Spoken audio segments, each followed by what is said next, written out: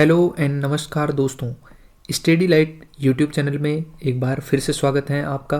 और आज की वीडियो में हम 29 दिसंबर 2022 के करंट अफेयर्स देखने वाले हैं। तो चलिए शुरू करते हैं। सबसे पहला क्वेश्चन है, fox in the road my days at RBI and beyond नामक पुस्तक किसके द्वारा लिखी गई है? ऑप्शन है शक्तिकांत दास, उर्जित पटेल, रघुराम राजन या फिर सी रंगराजन। तो इसका सही उत्तर है दोस्तों सी रंगराजन। दोस्तों ये जो पुस्तक है ये डॉक्टर सी रंगराजन की आत्मकथा है, यानी कि बायोग्राफी है। और डॉक्टर सी रंगराजन कौन है? ये हैं आरबीआई के 19वें गवर्नर, यानी कि 19वें गवर्नर रह चुके हैं आरबीआई के, रिजर्व बैंक ऑफ इंडिया, भारतीय रिजर्व बैंक के। इसके अलावा ये एक अर्थशास्त्री भी थे। इसके अलावा ये पूर्व विधायक भी रह चुके हैं। और ये जो पुस्तक है ये पेंगुइन बिजनेस द्वारा प्रकाशित की गई है। तो आपको याद रखना है ये पुस्तक पेंगुइन बिजनेस के द्वारा प्रकाशित की गई है और डॉक्टर सी रंगराजन की आत्मकथा है। अगला क्वेश्चन है हमारा, किस देश की एलिडा ग्वेरा पहले KR गोरी अम्मा नेशनल अवार्ड से सम्मानित की गई हैं? ऑप्शन है क्यूबा, दक्षिण अफ्रीका, फिजी या फिर सिंगापुर। तो इसका सही उत्तर है ए क्यूबा, यानी कि एलिडा ग्वेरा कहाँ की है? क्यूबा का, जिनको KR गोरी अम्मा नेशनल अवार्ड से सम्मानित किया जाएगा। दोस्तों डॉक्टर एलिडा ग्वेरा क्यूबा की एक सोशल वर्कर हैं, सामाजिक कार्यकर्ता हैं। और इन्होंने मानवाधिकारों की रक्षा के लिए, यानी कि जो विकलांग बच्चे हैं उनके लिए ये 2 घर, और जो शरणार्थी बच्चे हैं उनके लिए 2 घर चलाती हैं ताकि उनकी रक्षा की जा सके। और जो डॉक्टर एलिडा ग्वेरा है वो क्यूबा मेडिकल मिशन की सक्रिय सदस्य भी हैं। इनको जो अवार्ड दिया जा रहा है, इस अवार्ड की स्थापना KR गोरी अम्मा फाउंडेशन द्वारा की गई है। और इस अवार्ड के अंदर इनको, यानी कि एलिडा ग्वेरा को $3000 की राशि तथा एक प्रशस्ति पत्र दिया जाएगा। और ये देंगे केरल के मुख्यमंत्री पिनाराई विजयन। 5 जनवरी को चंद्रशेखरन नायर स्टेडियम में इनको ये पुरस्कार दिया जाएगा। अगला क्वेश्चन है हमारा, टिहरी झील किस राज्य में स्थित है? ऑप्शन है राजस्थान, पंजाब, उत्तराखंड या फिर हिमाचल प्रदेश। तो इसका सही उत्तर है उत्तराखंड। दोस्तों टिहरी झील अभी न्यूज़ में क्यों है? क्योंकि अभी टिहरी झील उत्तराखंड में है और ये एक एडवेंचर पर्यटन स्थल के रूप में उभरी है। क्यों? क्योंकि यहाँ पर एक खेल किया जा रहा है जिसको कयाकिंग कैनोइंग के नाम से जाना जाता है। कयाकिंग क्या होता है दोस्तों? एक मनोरंजक गतिविधि होती है जिसके अंदर पानी के अंदर एक कश्ती, यानी कि एक छोटी नाव जिसमें डबल ब्लेड पैडल होता है, इसका उपयोग किया जाता है। और कैनोइंग का मतलब होता है कि एक खेल गतिविधि की जाती है। तो कयाकिंग कैनोइंग का मतलब होता है एक छोटी कश्ती नाव के अंदर एक खेल गतिविधि की जाती है जिसको कयाकिंग कैनोइंग के नाम से जाना जाता है, जो कि उत्तराखंड में टिहरी झील में की जा रही, इसीलिए ये न्यूज़ में है। तो पूछा जा सकता है कि टिहरी झील कहाँ पर स्थित है? तो उत्तराखंड में स्थित है। और यह भी पूछा जा सकता है कि कयाकिंग कैनोइंग क्या है? तो ये एक खेल गतिविधि है जिसको नाव की सहायता से पानी में किया जाता है। अगला क्वेश्चन है हमारा, कौन सा राज्य लोकायुक्त विधेयक 2022 पारित करने वाला पहला राज्य बन गया है? ऑप्शन है कर्नाटक, महाराष्ट्र, मणिपुर या फिर उत्तर प्रदेश। तो इसका सही उत्तर है दोस्तों महाराष्ट्र। महाराष्ट्र पहला ऐसा राज्य बन गया है जो कि लोकायुक्त अधिनियम पारित किया है। और ये 26 दिसंबर को निचले सदन में पेश किया गया था। और दोस्तों ये जो लोकायुक्त अधिनियम है, ये इसका क्या काम है? इसका काम है कि जितने भी सरकारी अधिकारी और जो सांसद हैं उनके खिलाफ यदि भ्रष्टाचार की कोई भी शिकायत मिलती है तो ये संस्था उन आरोपों की जांच कर सकती है। और इसके अंतर्गत मुख्यमंत्री, मंत्री और अन्य जनप्रतिनिधि भी शामिल रहेंगे। तो यानी यदि इनमें से कोई भी भ्रष्टाचार करता है तो उनके जो आरोप हैं उनकी जांच ये संस्था कर सकती है। और ये 1971 के लोकायुक्त अधिनियम की जगह लेगा, ये भ्रष्टाचार निवारण अधिनियम। अगला क्वेश्चन है हमारा, भद्राचलम मंदिर और रामप्पा मंदिर किस राज्य में स्थित हैं? ऑप्शन है कर्नाटक, महाराष्ट्र, मणिपुर या फिर तेलंगाना? तो इसका सही उत्तर है तेलंगाना। दोस्तों, भद्राचलम मंदिर और रामप्पा मंदिर अभी न्यूज़ में क्यों है? तो इसका कारण है कि पर्यटन मंत्रालय की एक स्कीम है जिसको प्रसाद के नाम से जाना जाता है, जिसको कहा जाता है तीर्थ यात्रा, कायाकल्प और आध्यात्मिक संवर्धन अभियान। इस योजना के तहत इन दोनों मंदिरों को जोड़ा गया है ताकि जितने भी तीर्थयात्री हैं उनको वहाँ पे विजिट करने में आसानी हो सके। यदि प्रसाद योजना की बात करें तो दोस्तों ये 2014-15 में शुरू की गई थी और इसका उद्देश्य है देश में तीर्थ और विरासत पर्यटन स्थलों को एकीकृत यानी जोड़कर बुनियादी ढांचा विकास प्रदान करना, ताकि जितने भी तीर्थयात्री हैं वो इस प्रसाद योजना के तहत जितने भी धरोहर हैं उनको जोड़ने के बाद में वहाँ का विजिट कर सके। अगला क्वेश्चन है हमारा, 24 दिसंबर को किस राज्य द्वारा पहला अंतर्राष्ट्रीय समुद्र तट महोत्सव शुरू किया गया है? ऑप्शन है कर्नाटक, महाराष्ट्र, केरल या फिर उड़ीसा। तो इसका सही उत्तर है दोस्तों सी, केरल। यानी कि पहला अंतर्राष्ट्रीय समुद्र तट महोत्सव केरल के द्वारा शुरू किया गया।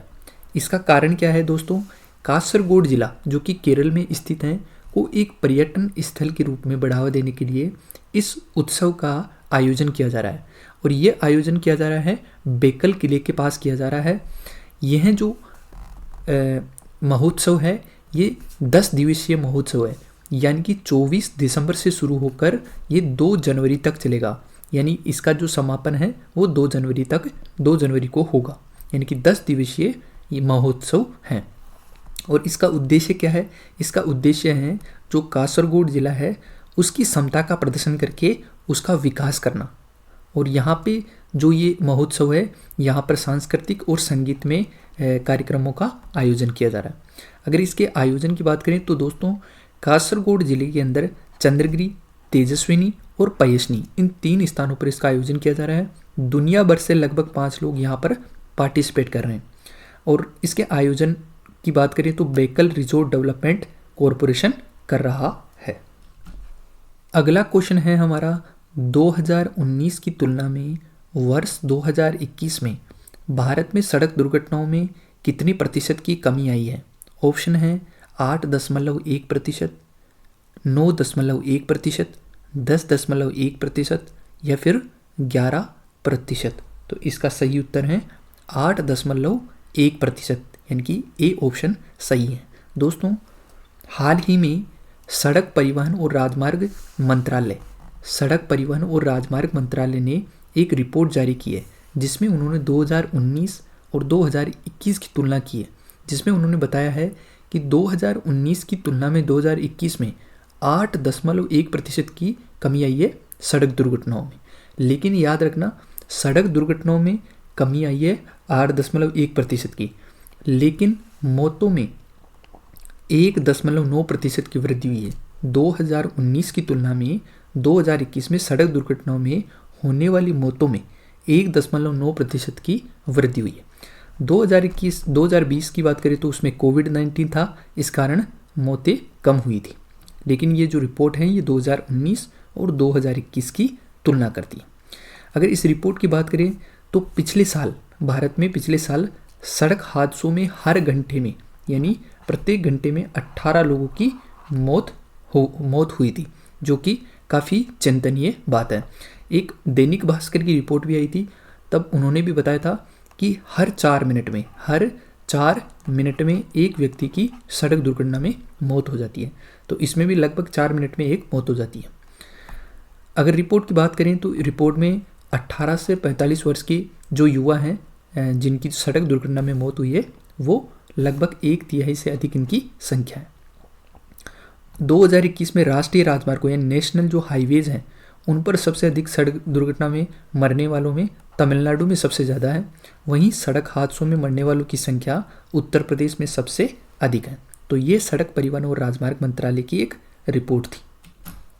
अगला क्वेश्चन है हमारा, स्वस्थ गर्भ ऐप को किसने गर्भवती महिलाओं के लिए विकसित किया है? ऑप्शन है IIT रुड़की और एम्स दिल्ली ने, IIT दिल्ली और एम्स दिल्ली ने, IIT कानपुर और एम्स दिल्ली ने या फिर आईआईटी मुंबई और एम्स दिल्ली ने? तो इसका सही उत्तर है ए, आईआईटी रुड़की और एम्स दिल्ली ने मिलकर स्वस्थ गर्भ ऐप बनाई है, जो कि गर्भवती महिलाओं के लिए विकसित किया है। इसका क्या काम है दोस्तों? इसका काम है जो गर्भवती महिलाएं हैं उनके प्रसव पूर्व देखभाल और वास्तविक समय पर चिकित्सा सहायता प्रदान करना। इसमें जितनी भी महिलाएं हैं उनके नैदानिक परीक्षण और प्रसव पूर्व देखभाल हैं उनका रिकॉर्ड रहेगा, और जो डॉक्टर हैं डॉक्टरों द्वारा तत्काल इसके द्वारा सलाह प्रदान की जाएगी, जो कि एक टेलीमेडिसिन का एक हिस्सा है। दोस्तों टेलीमेडिसिन का मतलब ये होता है कि कहीं दूर दराज, जैसे मान लीजिए कि ये दिल्ली है, इस दिल्ली में एक डॉक्टर है, दिल्ली में एक डॉक्टर हैं जो कि किसी दूर दराज गांव में एक महिला है, उस महिला को इस टेलीमेडिसिन की सहायता से सहायता प्रदान कर सकते हैं। तो इसका जो फ़ायदा है वो अधिकतर फ़ायदा जो ग्रामीण महिलाएं हैं उनको मिलेगा, क्योंकि वहाँ पे जो डॉक्टर्स हैं उनकी अवेलेबिलिटी कम रहती है। तो इस ऐप की सहायता से टेलीमेडिसिन को भी एक प्रकार से बढ़ावा मिलेगा, और इस ऐप की सहायता से गर्भावस्था के दौरान शारीरिक समस्याएं जो होती हैं उनके प्रबंधन में भी जो है मदद मिलेगी, और जो डॉक्टर हैं वो उनको परामर्श दे पाएंगे कि आपको गर्भावस्था के दौरान किन किन चीज़ों का ध्यान रखना चाहिए। अगला हमारा क्वेश्चन है, मांग छेदु जल विद्युत परियोजना किस देश में शुरू की गई है? ऑप्शन है नेपाल, बांग्लादेश, भूटान या फिर म्यांमार। तो इसका सही उत्तर है भूटान। दोस्तों मांग छेदु जल विद्युत परियोजना भारत की सहायता से भूटान में शुरू की गई है। भारत ने इसमें वित्तीय और तकनीकी सहायता दी है, और ये जो मांग छेदु जल विद्युत परियोजना है ये 2019 में भारतीय प्रधानमंत्री नरेंद्र मोदी और उनके भूटानी समकक्ष लोटे शेरिंग ने वर्ष 2019 में इसको लॉन्च किया था, और भारत ने इसमें सहायता की थी, वित्तीय और तकनीकी सहायता। ये हाल में चर्चा में क्यों है? क्योंकि ये जो मांग छेदु जल विद्युत परियोजना है इसको एक भूटान की कंपनी है ड्रक ग्रीन पावर कॉरपोरेशन, उसको सौंप दिया गया। अब उसका इस मांग छेदु जल विद्युत परियोजना का operation drug green power corporation करेगी, तो इसलिए ये चर्चा में है। तो आपको याद रखना है कि मांग छेदु जल विद्युत परियोजना भूटान में शुरू की गई थी भारत की सहायता से, और भारत ने वित्तीय एवं तकनीकी सहायता इसमें दी गई है। अगर इस परियोजना की क्षमता की बात करें तो दोस्तों 44% की वृद्धि होगी भूटान की विद्युत उत्पादन में। इस परियोजना से 44% की वृद्धि होगी। अगला हमारा क्वेश्चन है, चंदा कोचर किस बैंक की पूर्व सीईओ थी, यानी कि चीफ एग्जीक्यूटिव ऑफिसर थी? ऑप्शन है आईसीआईसीआई, एचडीएफसी, पीएनबी या फिर एसबीआई। तो दोस्तों इसका सही उत्तर है ए, ICICI. Chanda Kochhar ICICI bank की पूर्व सीईओ थी। ये चर्चा में क्यों है दोस्तों? चर्चा में इसलिए है क्योंकि चंदा कोचर ने 3250 करोड़ का घोटाला किया है। वो कैसे किया है दोस्तों? ये 2006 से 2010 की बात है। इस टाइम पीरियड के दौरान इन्होंने क्या किया कि जो आईसीआईसीआई बैंक है, इस आईसीआईसीआई बैंक के थ्रू एक कंपनी है जिसका नाम है वीडियोकॉन। तो इस वीडियोकॉन को क्या किया है इन्होंने 3250 करोड़ का लोन अप्रूव कर दिया, और इस वीडियोकॉन कंपनी ने क्या किया, इस पैसे को किसी तीसरी कंपनी में इन्वेस्ट किया। इन्वेस्ट किया, और इस कंपनी के अंदर जो चंदा कोचर है, इन चंदा कोचर के जो हस्बैंड है यानी पति हैं उनके स्टेक थे। तो इन्होंने इनडायरेक्टली अपने हस्बैंड को क्या किया, प्रॉफिट पहुंचाने के लिए ये लोन अप्रूव किया। तो ये 3250 करोड़ का घोटाला था आईसीआईसीआई बैंक में, इसलिए ये न्यूज़ अभी उसमें थी, करंट में थी। तो यहाँ से ये क्वेश्चन पूछा जा सकता है। और ये जो 3250 करोड़ का जो घोटाला हुआ है ये बाहर कैसे आया है? एक व्यक्ति थे जो कि आईसीआईसीआई बैंक में ही काम करते थे, उन्होंने एज ए विशल ब्लोअर इस बात को मीडिया में उजागर किया है। दोस्तों विशल ब्लोअर का मतलब होता है कि किसी ऑर्गेनाइजेशन में यदि कोई गलत गतिविधि चल रही है तो वहाँ का कोई भी कर्मचारी या कोई भी जो उस ऑर्गेनाइजेशन में काम कर रहा है, यदि वो उस न्यूज़ को यानी जो भ्रष्टाचार हो रहा है उस न्यूज़ को अगर बाहर मीडिया में अगर उजागर कर देता है तो उसको कहा जाता है विशल ब्लोअर। तो ये हमारे आज के इम्पोर्टेंट 10 करंट अफेयर्स के क्वेश्चन थे जो कि काफ़ी इंपॉर्टेंट थे, एग्जाम्स के लिए काफ़ी इंपॉर्टेंट रहेंगे आपके लिए। अब हम देखते हैं कि आपका सवाल, ये आपके लिए एक सवाल है जो आपको कमेंट सेक्शन में इसका आंसर देना है। क्वेश्चन है, भारतीय संविधान में राष्ट्रीय आपातकाल यानी कि नेशनल इमरजेंसी के लिए कौन सा अनुच्छेद है? आपके ऑप्शन है अनुच्छेद 352, अनुच्छेद 356, अनुच्छेद 360 या फिर इनमें से कोई नहीं।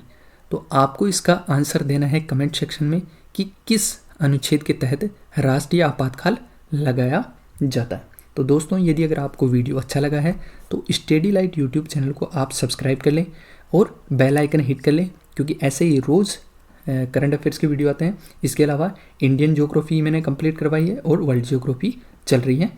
तो आप इस चैनल को सब्सक्राइब करके बेल आइकन ज़रूर हिट कर लें और वीडियो को ज़्यादा से ज़्यादा शेयर करें और लाइक करें। मिलते हैं कल की वीडियो यानी 30 दिसंबर के जो करंट अफेयर्स है उसमें। तब तक के लिए धन्यवाद। जय हिंद दोस्तों।